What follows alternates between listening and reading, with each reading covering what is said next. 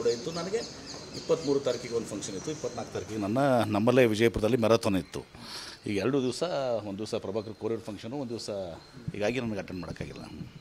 ಜಾತಿ ಗಣತಿ ಬಿಡುಗಡೆ ಮಾಡಬಾರ್ದು, ಅದನ್ನು ವೈಜ್ಞಾನಿಕವಾಗಿ ಮತ್ತೆ ಮಾಡಬೇಕು ಅನ್ನೋ ಒಂದು ನಿರ್ಣಯವನ್ನು ತೆಗೆದುಕೊಂಡಿದ್ದಾರೆ.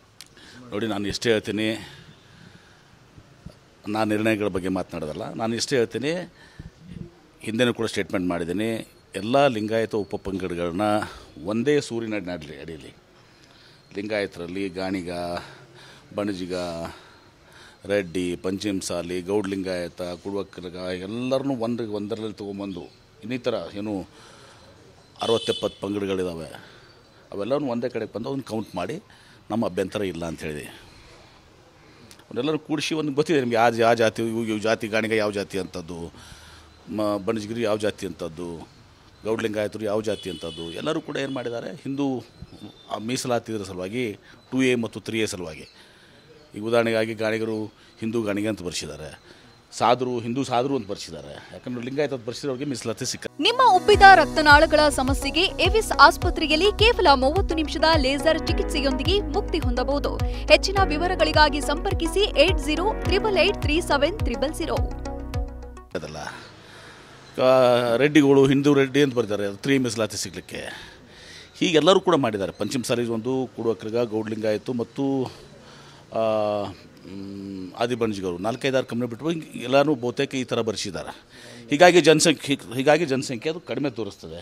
ಅವೆಲ್ಲರನ್ನೂ ಒಂದು ಕಡೆ ತೊಗೊಂಡು, ಒಂದೇ ಸೂರ್ಯನಡೆ ತೊಗೊಂಡು ಅದನ್ನು ಮಾಡಿ ಅಂತ ಎಷ್ಟೇ ಹೇಳಿರುವಂಥದ್ದು ನಮ್ಮದು ನಿರ್ಣಯ ಆಗಿದೆ. ಧರ್ಮದ ಕಾಲಂನಲ್ಲಿ ನೀವು ವೀರಶೈವ ಲಿಂಗಾಯತ ಅಂತ ಬರ್ಸಿ ನಾನು ಅದ್ರ ಬಗ್ಗೆ ನಾನು ಕಮೆಂಟ್ ಮಾಡೋಕ್ಕೆ ಹೋಗಲ್ಲ. ನಾನು ಸೂಕ್ತ ಸಂದರ್ಭದಲ್ಲಿ, ಸೂಕ್ತ ವೇದಿಕೆಯಲ್ಲಿ ಅದ್ರ ಬಗ್ಗೆ ನಾನು ಮಾತನಾಡ್ತೇನೆ. ಮತ್ತೊಂದು, ನಾವು ಕೂಡ ಅಲ್ಲಿ ಸಮಾವೇಶಕ್ಕೆ ಹೋಗಿದ್ದೆ, ಅಲ್ಲಿ ಒಂದಷ್ಟು ಗೊಂದಲ ಇತ್ತು ಸರ್. MB ಪಾಟೀಲ್ರು ಯಾಕೆ ಬಂದಿಲ್ಲ? ನಾನು ಹೇಳಿದ್ದೀನಲ್ರಿ, ಎಷ್ಟೆಲ್ಲ ಹೇಳ್ಬೇಕು ನಿಮಗೆ. ಅದಲ್ಲ, ಯಾಕೆ ಬಂದಿಲ್ಲ, ಒಂದು ವೇಳೆ ಇಲ್ಲ ಹಿಂದೇನು ಕೂಡ ಪ್ರತ್ಯೇಕ ಧರ್ಮದ ಬಗ್ಗೆ ಮಾತನಾಡಿದ್ರು ಅನ್ನೋಂಥ ಒಂದಷ್ಟು ಗೊಂದಲ ಇತ್ತು ಅಲ್ಲಿ ಜನರಲ್ಲಿ. ಸೊ ಹಾಗಾಗಿ ಅವ್ರಿಗೆ ಏನಾದರೂ ಸ್ಪಷ್ಟನೆ ಕೊಡೋದು. ನಾನು ಹೇಳಿದ್ದೀನಲ್ಲ, ಎಲ್ಲರಿಗೂ ಗೊತ್ತಿದೆ. ನನಗೆ ನನ್ನ ಸಂದೇಶನೂ ಕೂಡ ಕೊಟ್ಟು ಕಳಿಸಿದ್ದೆ. ನಾನು ಮತ್ತೊಮ್ಮೆ ಹೇಳ್ತೀನಿ, ಕಡೆ ಸಲ ನಿಮಗೆ, 23ನೇ ತಾರೀಕಿಗೆ ಪ್ರಭಾಕರ್ ಕೋರಿ ಅವರು ಕೇರಿ ಸಂಸ್ಥೆಯ ಅಧ್ಯಕ್ಷರು, ಅವರ 50ನೇ ವಾರ್ಷಿಕೋತ್ಸವ, ಮದುವೆ ವಾರ್ಷಿಕೋತ್ಸವ ಇತ್ತು. ನನಗೆ ಭಾಳ ಮೊದಲೇ ನಾವು ತಿಳಿಸಿದರು, ನಾನು ಬರ್ತೀನಿ ಅಂತ ಹೇಳಿದೆ. ನಾನು ಪರಿವಾರ ಜೊತೆ, ಅದು ಗೋವಾದಲ್ಲಿ ಅವ್ರ ಮಕ್ಕಳು ಅದನ್ನು ಏರ್ಪಾಡು ಮಾಡಿದರು. ಎಲ್ಲ ಕೇಲಿ ಸೊಸೈಟಿಯ ಡೈರೆಕ್ಟರ್ಸು, ಅವ್ರಿಗೆ ಹತೈಷಿಗಳೆಲ್ಲರೂ ಕರ್ಕೊಂಬಂದು. ಈಗ ನಿಮ್ಮ VRL ಸಂಕೇಶ್ವರರು ಇದರಲ್ಲೇ ಇದ್ದರು, ಪ್ರಭುಲಿಂಗ ನಾವು ಇದ್ದರು, ಈಗ ಭಾಳ ಮಂದಿ ಇದ್ದರು ಜನ ಎಲ್ಲ ಇವತ್ತು ದಿವಸ. ನನಗೆ ಹೇಳಿದಾಗ ನಾನು 23 ತಾರೀಕಿಗೆ ಅಲ್ಲಿದ್ದೀನಿ. ಹೀಗಾಗಿ 2 ಕಡೆ ಅಟೆಂಡ್ ಆಗೋಕ್ಕಾಗಂಗಿಲ್ಲಲ್ಲ.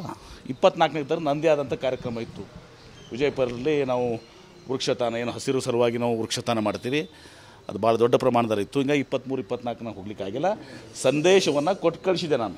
ಈಗ ನಿಮ್ಮ ಜಿಲ್ಲೆ ಸಚಿವರೊಬ್ಬರು ರೈತರ ಬಗ್ಗೆ ಮಾತಾಡಿದಂಥ ಒಂದು ಅವಹೇಳನ ಹೇಳಿಕೆ ಆಕ್ರೋಶಕ್ಕೆ ಗುರಿ ಪ್ರತಿಭಟನೆ ಮಾಡ್ತಾ ಇದ್ದಾರೆ.